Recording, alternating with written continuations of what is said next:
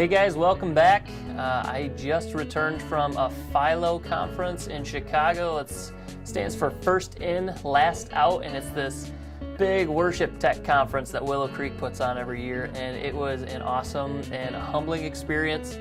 I am not used to being the dumbest guy in the room when it comes to tech, and I was that guy by far in most of the sessions I was in, so that was new for me, but there's a lot of great stuff that came out of that time, and I want to share with you one of the stories that they talked about in the last main session that was really impactful for me.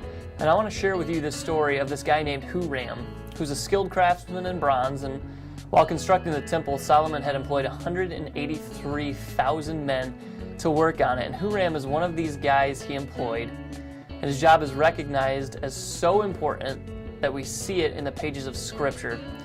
And that's the story we find in 1 Kings 7, 13 through 22.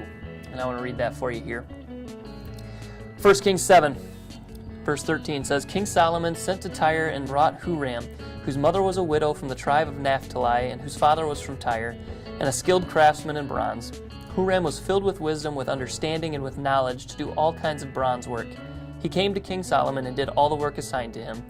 He cast 2 bronze pillars, each 18 cubits high and 12 cubits in circumference.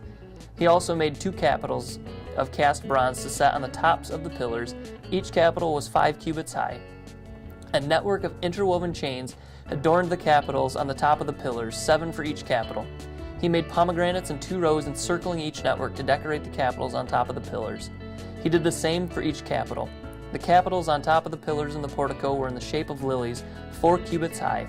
On the capitals of both pillars above the bowl-shaped part next to the network were 200 pomegranates in rows all around.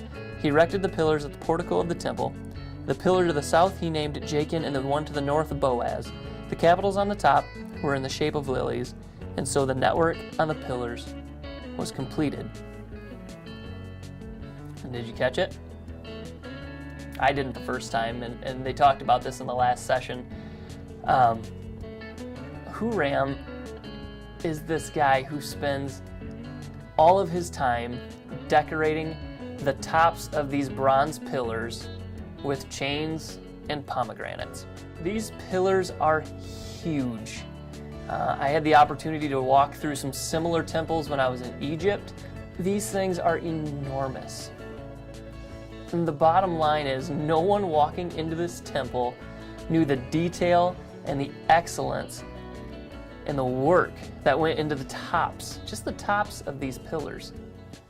They probably couldn't even see it, but Huram pours his heart and soul into his work.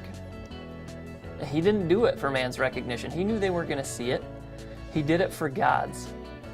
And God recognized his hard work and thought it was so important that it's printed in our Bibles. I want you to know, first and foremost, how appreciated you are by me, by this church, and by God. I know the hard work that you put in each and every week. Just like Huram, I know there are so many times where you put in incredible effort behind the scenes and no one ever knows. Especially you guys behind the desk in the back of the sanctuary. But all of you, sound, video, vocals, band, all of you are extremely skilled in what you do. And I want to encourage you and remind you that you are first and foremost called to glorify God with your gifts.